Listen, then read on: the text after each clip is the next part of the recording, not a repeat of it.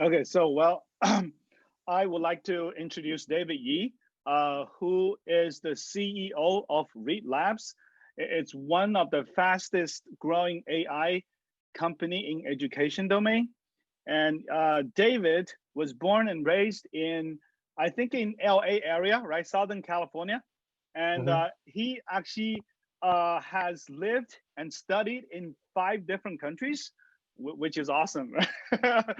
So the world, and you can see that this community is very globalized, right? So There. so I'm sure that they will like your talk. And then he graduated from the University of Chicago Law School, and now he worked for an AI company as a CEO. So and about a little bit about Reid Labs, and this company just raised $42 million at the July of 2020. Congratulations! In this, like in 2020, you can raise that much of money. Congratulations! Thank you. And well, and his talk is about post-COVID education with AI. So as a researcher who have done like AI and robotics for many years, and I'm very curious about your talk. So without too much further ado, let's welcome David. Okay, thank you, and thank you very much. Actually, he's based in Silicon Valley, but it just happened now he's in Korea. So thank you so much for taking your time to give us a talk at midnight. Thank you, Uh, appreciate that. Thank you. Thank you, Lee. Thank you, Maya. Thank you, Sugar Team. I'm gonna screen share right now, and before I begin, I just want you to know that like I mean, it's a pleasure to be working here with you guys, and it's very exciting because I respect Lee a lot, and it's an honor actually to be able to share all of this with you. I'm gonna try to go rather in a good pace, but if you have any questions, please let me know. I mean, I guess we can wait till the end, but just please, I'm happy to answer any questions. So Reid Labs, before I begin, Reid, the word Reid, it's R-I-I-I-D. It's not because we don't know how to spell.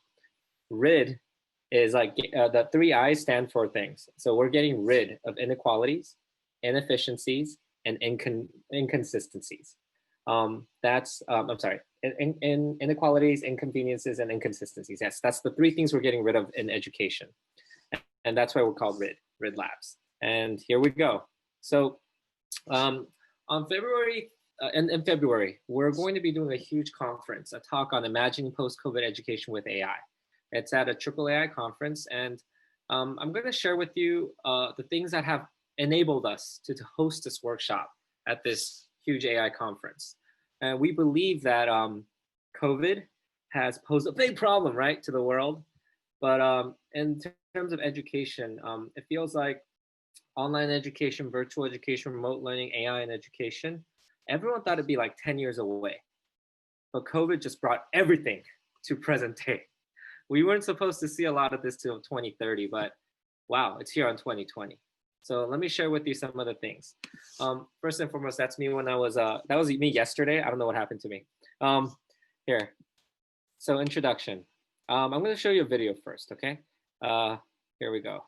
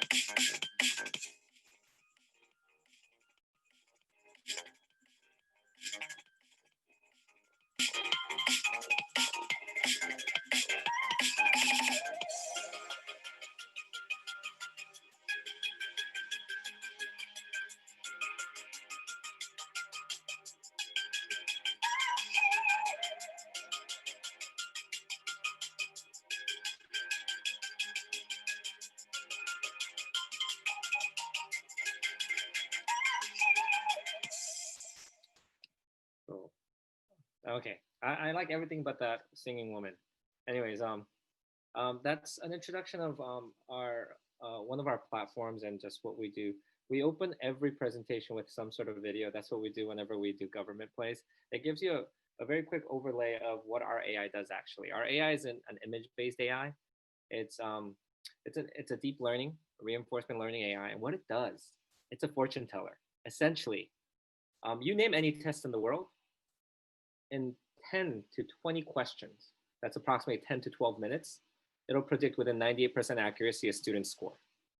And it's amazing. So you name any test, that 2, 3 hour, 4 hour test, and we feed all that content and some user data, and we need about 1,000 students interacting with the system. And the AI already begins to learn, and it begins to predict the student's score. And not only that, it does a little more. And I'm going to show you that here. Here we go. So AI, whether we like it or not, I think the world is divided into two types of people. People who are like, no, AI bad. And then people who are like, AI good, right? But whether we like it or not, AI is coming. It's coming and it's devouring the world of education. And it's either you adopt and you contribute, or you get devoured by it. The thing is that it's like money. That's how I see it. Money's not inherently bad or good, such as AI. It depends on who's doing it, right? Whose hand it's in. And we believe that our company definitely is doing AI good. The thing is that AI is changing everything. Education, construction, retail, healthcare. People predict, according to Accenture report in 2018, education is going to be the most affected, impacted by AI. And within education, according to Holland IQ, it's going to be testing. The world of testing is the most impacted by it. And that's why we actually focused on that. Reid, when we began, we were we're not an ed tech company. We see ourselves as an AI company that helps education companies. So people you see on this chart right here, we like to tell our clients, and we proudly say that if you look at this timeline, back in around 2000-ish, we had the first version of like some sort of education revolution around 2000, when like you had these MOOC courses, this video courses streamed online. And then a few years later, around 2010-ish, you begin to see these we call rule-based adaptive learning platforms show up in the market. And then finally around 2018, 2017, 2018, we finally begin to see AI tutor show up. But here's the big problem, ladies and gentlemen, with education and AI. There's no doubt in my mind that many, many education companies and schools and publishers out there are and could do AI. But you know what the problem in education is people don't like to share their information. The biggest excuse I hear when I talk to companies and schools and publishers is, oh, I need to protect the student data, privacy, student privacy, we can't share. And what ends up happening is AI is about data. It's about sharing your data and doing something about that to try to impact the world. But when you're hoarding your data and not sharing it, it's not really helping the students actually. So it's unfortunate because that's why AI scientists don't flock to education. They flock to fintech, they flock to healthcare, but when it comes to education, they don't like to come because there's no big database. But that's changing, and we're trying to change that.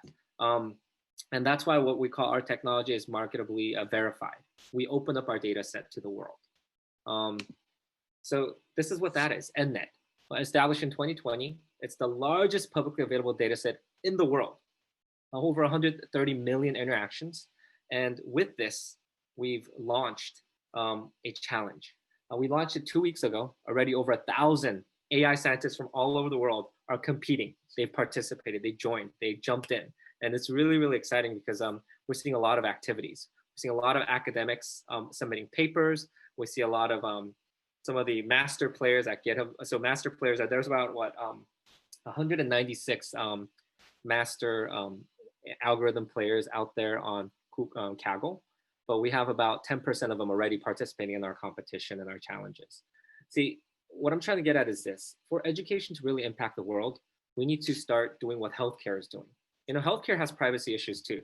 You need to protect your, patient's information, but healthcare is still advancing with AI because they figured out how to share that data, redact per privacy information.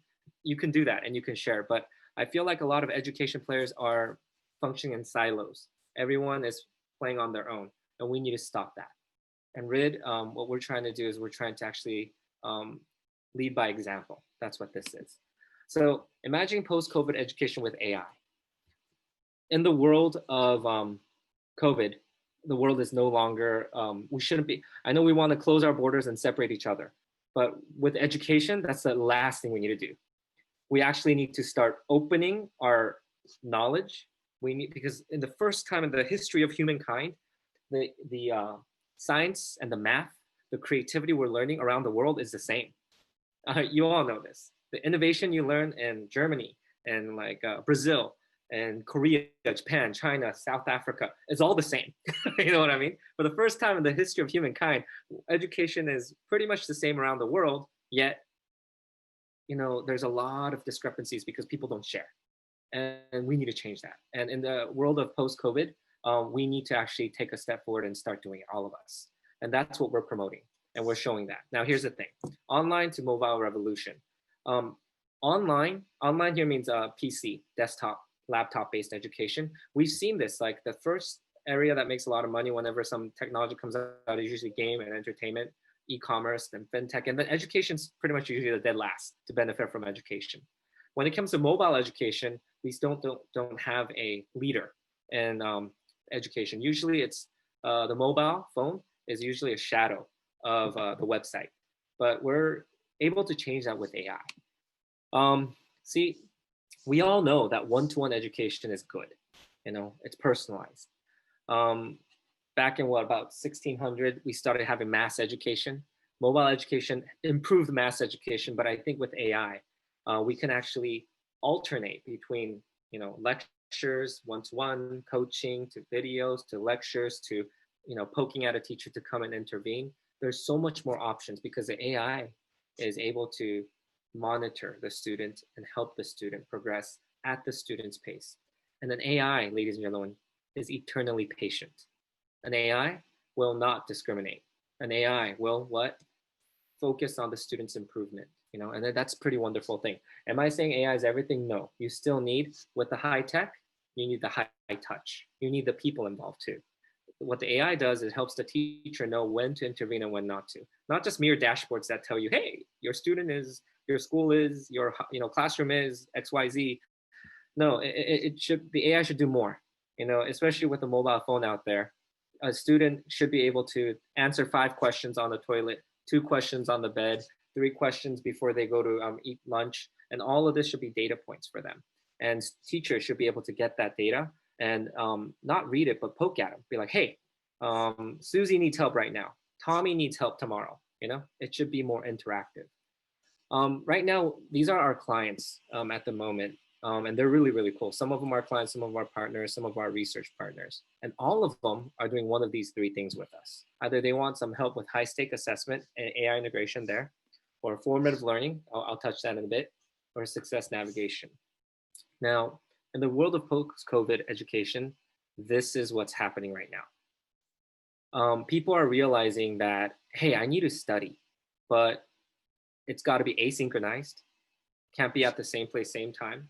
And guess what? It's got to be at the student's leisure and the student's schedule. And it can't, it's got to be convenient. So what we're introducing to a lot of publishers and companies out there is we're telling them, hey, you can do what we call formative testing, where a student can take little tiny mini low stakes assessments with learning interdispersed between those little assessments, and all of that can help the student optimize, as you saw in the video.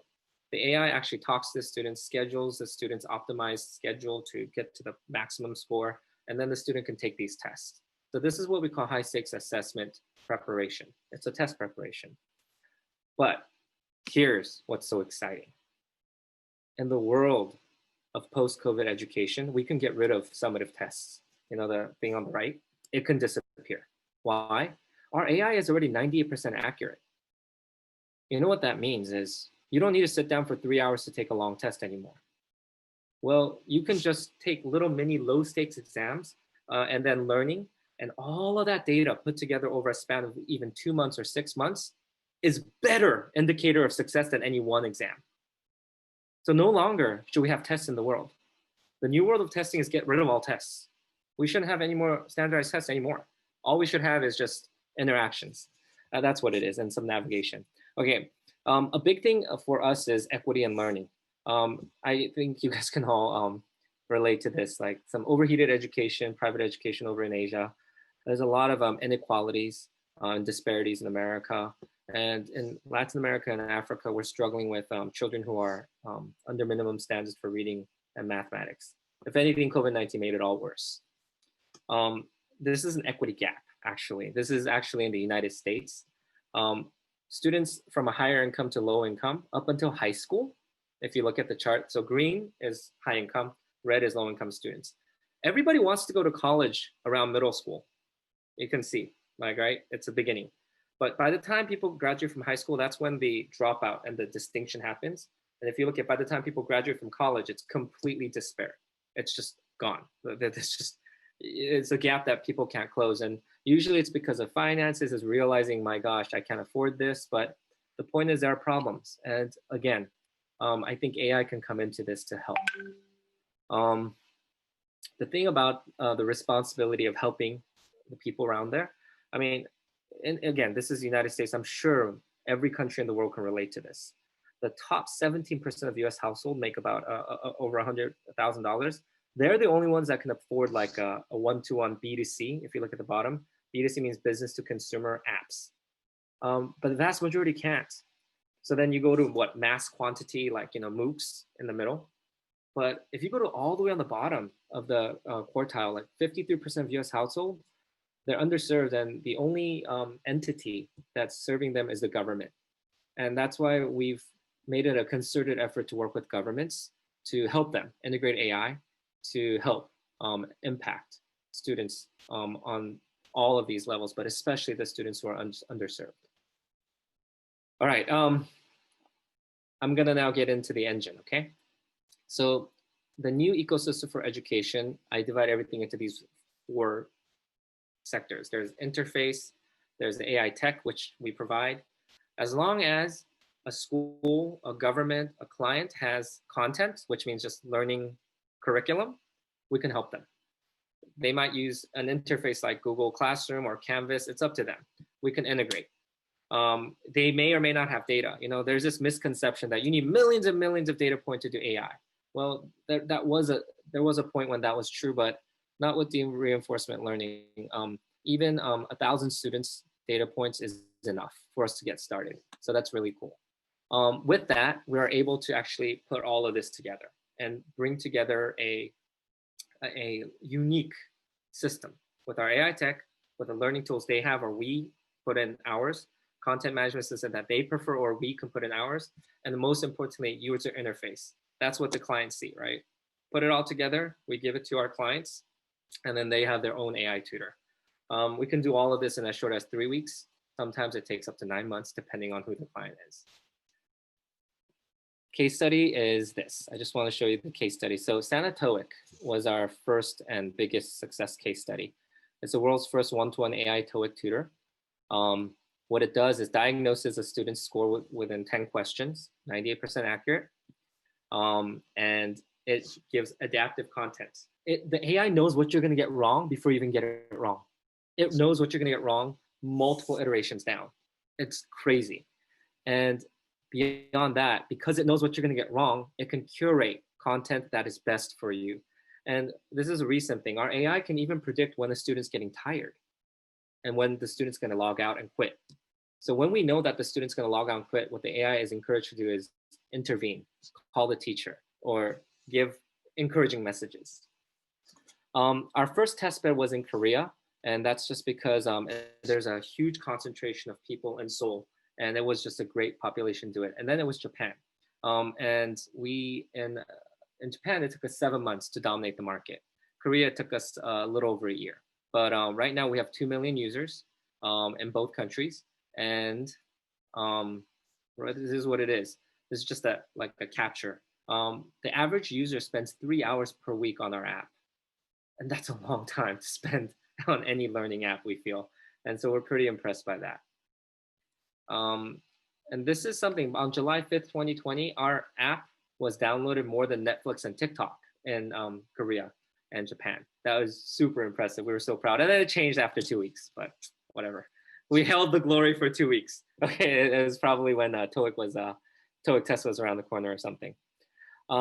So we raised $41.8 million. This was in July. We were featured in Fortune and we try our best to talk about this in the media. Like, what does it take? How do we solve America's education crisis, the global education crisis? We featured in Yahoo, and we make a concerted effort again to go to conferences, to participate in these AI mediums. And New York Times, yes, they mentioned us as well. This was last year though. I'm gonna show you one last video before I show you some UX, and then that'll be it. So now that we've done a lot of this deep learning, we are trying to get into voice-based AI. So here.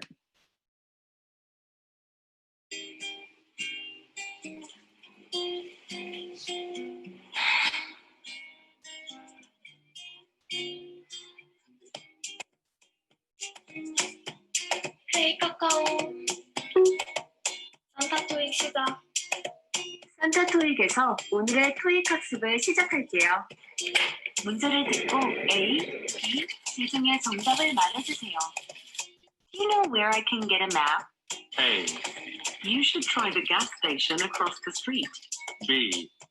I think he has to go to the airport. A. 정답이에요. 토익 예측 점수를 계산하고 있어요. 토익 예측 점수는 655점이에요. 문제 풀이는 카톡으로 보내줄게요. 카톡.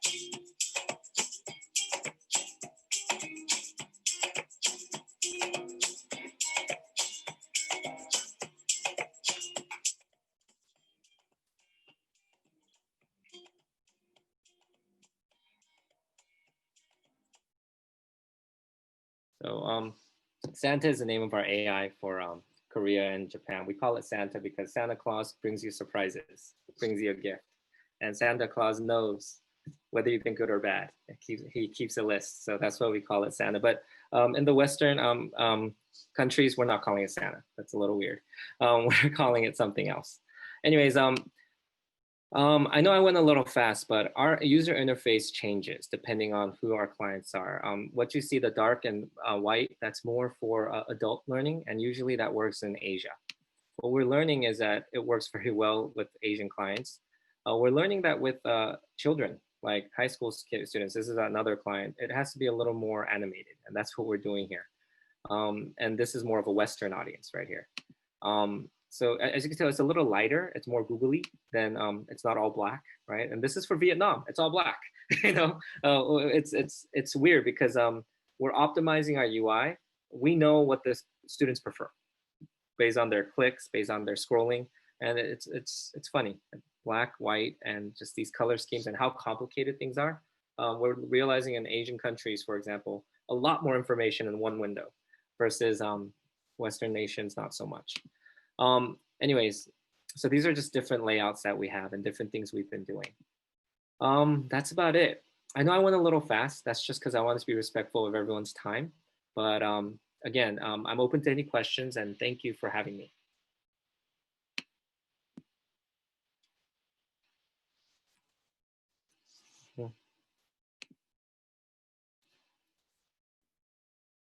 Thank you very much. Trying to unmute myself. Okay, so Maya, do we have some time for Q&A, or what are we gonna do? Anybody have any questions, or you can send to Maya, or? Yes, I think there's a question coming. its way. I think somebody is posting. Yeah, please, if you have questions to David, we have some time. So far, we have not. David, maybe you can talk about what is your main market. Right now, we started with the TOEIC because it's in Korea and Japan. A lot of students take that, and it's usually college graduates and young professionals who take the test. That's where we started. But now we've expanded into other exams, and as well as working with state governments in America. We're also in Brazil, actually, where we've partnered with a few Brazilian educational institutions and publishers. So our market is education publishers. We're helping them integrate our AI into their system so that they can actually try to personalize the learning, especially around COVID situation. Yeah. David, there's a question from Martin. It says, how do you account for the diversity of the student with AI? If you read the chat, yeah. Yeah, thanks. Because how do you account for the diversity of students with AI? So you mean, for example, if the student is, let's say, by diversity here, you mean ethnic diversity or diversity in terms of their learning? Some students are maybe more advanced than others. I guess, Martin, whichever maybe, one. Yeah, like Martin, can you unmute yourself? Maybe you can just directly ask David. Let's see. Yeah. Can you hear me clearly? Yes, yes, I can. Great. Yeah, my question was from what, as I'm teaching a bit also, what I find is that a lot of students are very marginal and have very special needs.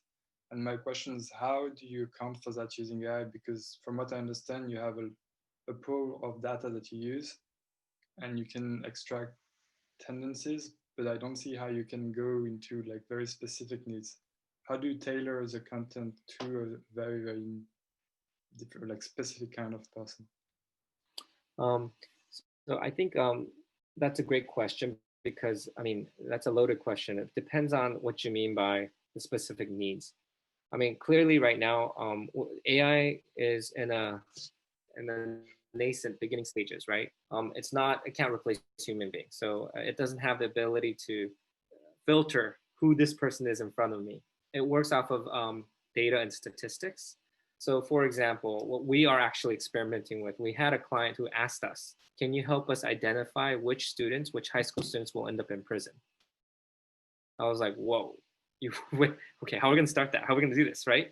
So, I mean, it's all about getting two types of things, getting all the students or all users who are of that background, getting plenty of them so that our AI is learning. And AI is colorblind, it's all ones and zeros. But by your responses, by the way you do things, and by some of the non-cognitive questions you answer, because not all of the questions that the AI asks is cognitive. Some of it is questions like, what do you like to do for a hobby? When you are having trouble solving a question, who do you call? Like, do you take a break or do you call a friend? Do you call a teacher or do you call your parents? They ask these non-cognitive questions. That's all data. And it's interesting because it shows where the student tendencies are, and you can actually usually peg the student. It's funny because it's colorblind in that sense. So again, there's user data like that, number one, but there's also individual dynamic data, that particular user, that one person constantly using the system, it begins to optimize it for that one person. So in the beginning, it's based on maybe millions or thousands of students, other students like him or her. But then as the AI gets smarter about you, it begins to personalize things to you. And here personalization means timing, the amount of workload you can do. Because remember, right now, everything we're doing is based on some sort of assessment, right? We're not quite at the level where the AI can pick up any subject and just teach it. We're not there yet. But so we optimize the learning path, the learning journey that way. We personalize it. Martin, did I help answer your question? Yes, that was great. Thank you. Thanks a lot. Thank you. Maya, yes. how much time do we have? Like, there's another question says that, what do you think you will be doing in 2030, in 10 years? I like that question. Yeah. So in 2030, at least for AI, what we hope it to be is that there's like a blended education between humans and this AI. I don't know if AI is going to ever get to singularity by 2030. We're familiar with the singularity, right? I don't think it'll be there, but what our company is working on right now is, as you saw a little preview of The Voice, we think driverless cars are going to be a place where people study. By study, we don't think they're going to study for math or English, but people are spending a lot more time alone on their smartphones. People are spending a lot more time alone doing like things. But the point is that we think we need the kind of AI that could have philosophical discussions with you, that can actually start talking to you and navigate, even talk about purpose, talk about, the kind of the deeper things of education, not knowledge, but also wisdom and purpose. And we do think that's possible, actually. And again, I'm not a scientist. I have a legal background, and currently I'm also studying in seminary. So it's kind of funny, right? I do think that when it comes down to people, technology can help people do what that they want, the pains they have, or make things a little bit easier. But again, I think AI needs to be used responsibly. So everything I just shared with you is all speculation. But I do think that education is going to be very, very big in 2030 with AI. Okay, Well, David, thank you very much. Thank you. I think we should not hold you for too long because you're after midnight. So thank you very much for, give us an awesome talk. And then we appreciate that. Thank you. And Maya, we're going to return the stage to you, I guess. Yeah, thank you so much. A round of applause.